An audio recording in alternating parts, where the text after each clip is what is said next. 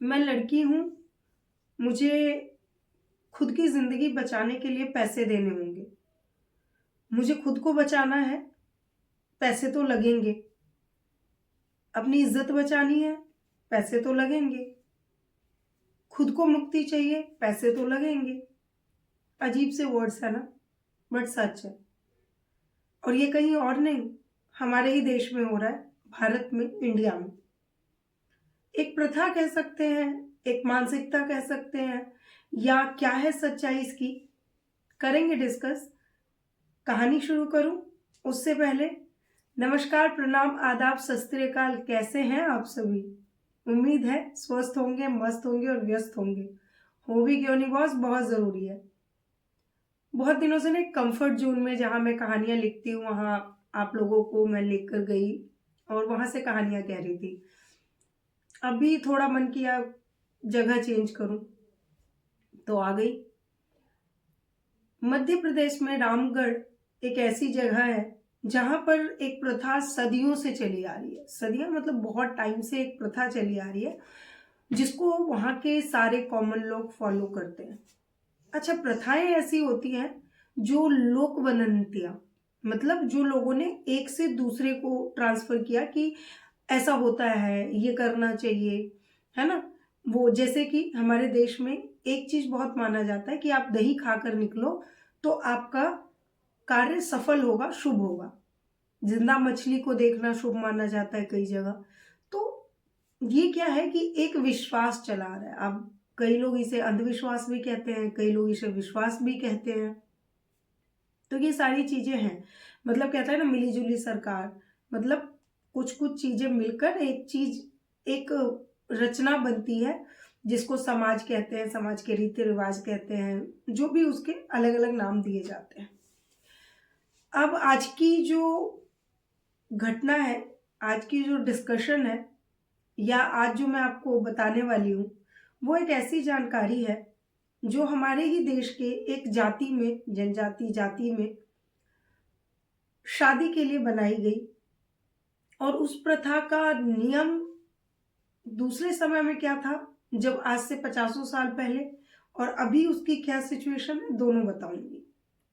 रामगढ़, मध्य प्रदेश, एक ऐसा शहर, मध्य प्रदेश एक ऐसा शहर जो अपने बांध को लेकर बहुत फेमस हुआ।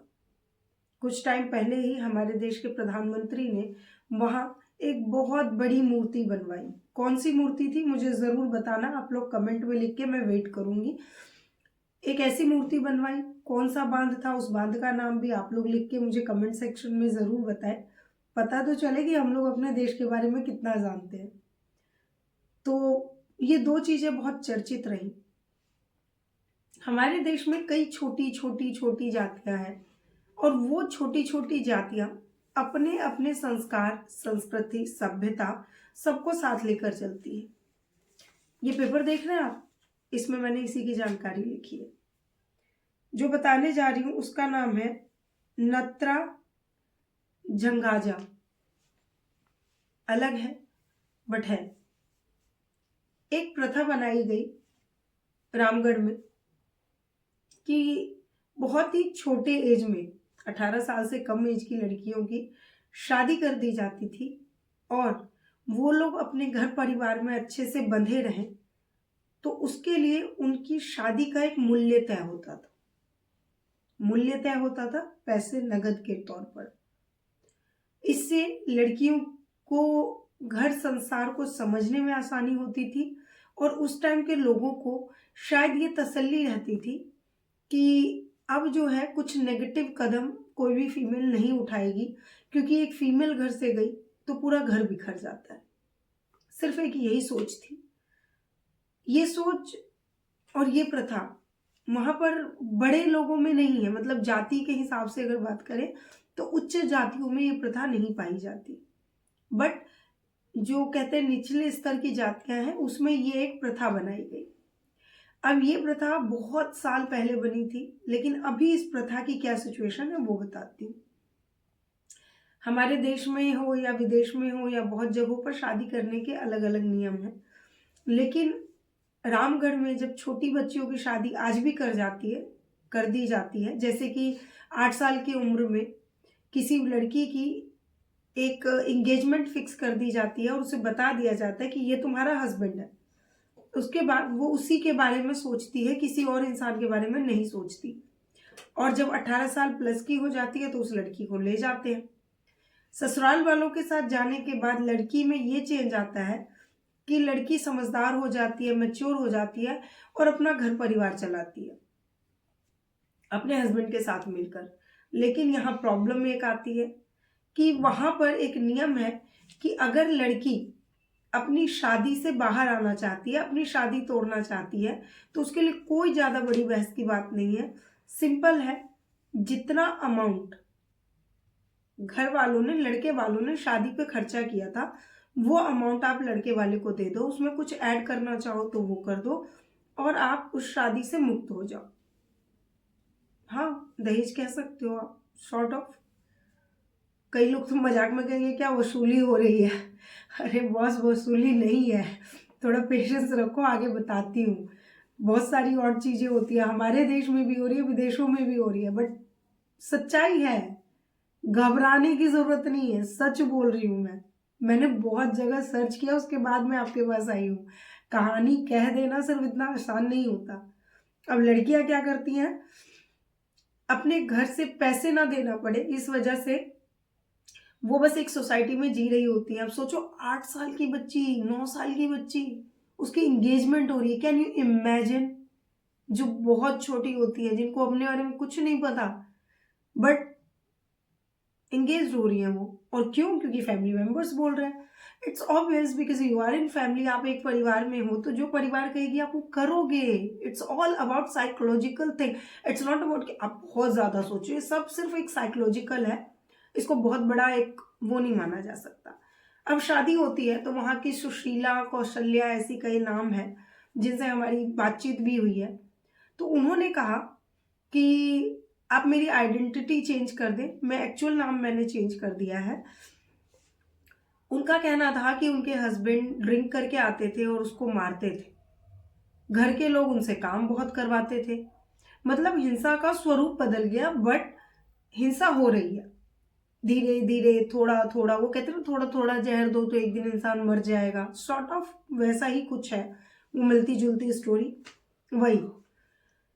अब वो कहती हैं कि मेरे हस्बैंड ड्रिंक करके आते थे, मुझे मारते थे। अब सोचो, 8 साल की बच्ची जिसका एंगेजमेंट हो गया, उसको एक दिन सडनली 18 साल के बाद घर वाले उठते हैं, प्रकट होता है कोई इंसान और उसको बताया जाता है कि भाई ये तुम्हारा आज से करता धरता, मतलब ही इज योर हस्बैंड, अब ये तुम्हारा पति है। और वो बच्ची जो 18 साल की हो चुकी है, अब उस बात को मान के एक्सेप्ट करके उसके साथ चली जाती है एक अननोन पर्सन के साथ, जो कि बैकग्राउंड में अगर देखा जाए, बैक ऑफ द माइंड अगर देखा जाए, तो वो पर्सन उस 8 साल की बच्ची का तभी से हस्बैंड हो चुका है, एंगेजमेंट फिक्स हो चुकी है जब वो 8 साल की थी, जो आज 18 साल की है।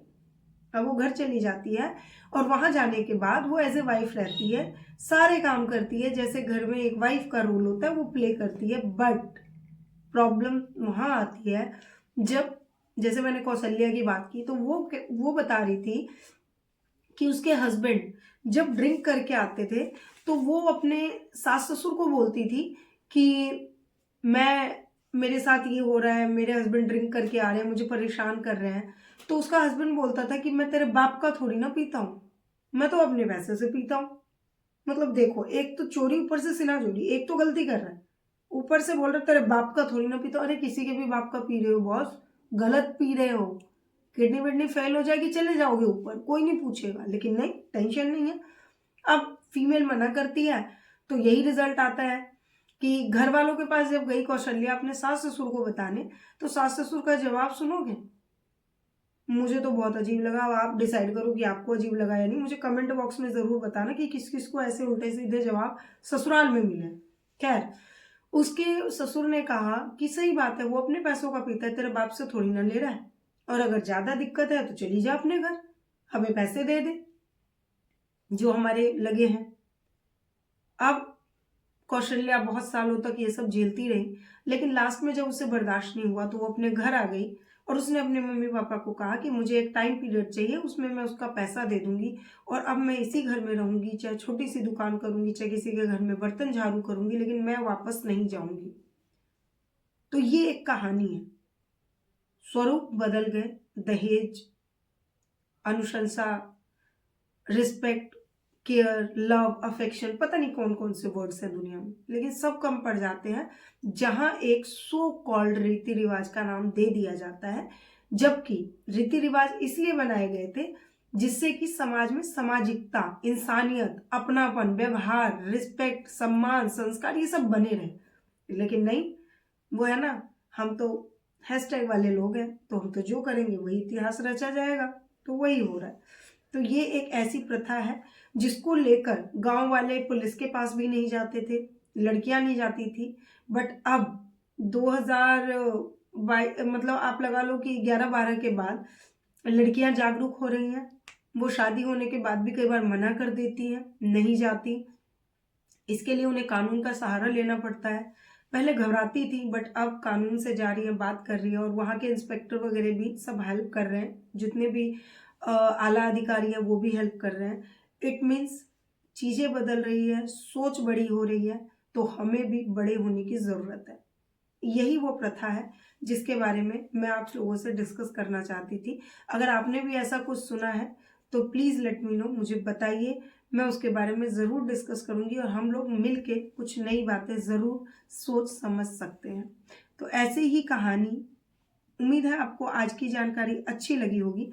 ऐसे ही कहानी, इंटरेस्टिंग फैक्ट्स, पॉडकास्ट, ऐसी चीज़ों के लिए चैनल को लाइक, शेयर, सब्सक्राइब करना मत भूलना। और अगर पहली बार आए हो तो क्या अभी तक लाइक, शेयर, सब्सक्राइब कर देना चाहिए था अगर आप फर्स्ट टाइम आए हो तो चैनल को लाइक, शेयर, सब्सक्राइब करो और स्वस्थ रहो, मस्त रहो, व्यस्त रहो और सबसे ज़्यादा अपनी फैमिली को प्यार करो बस।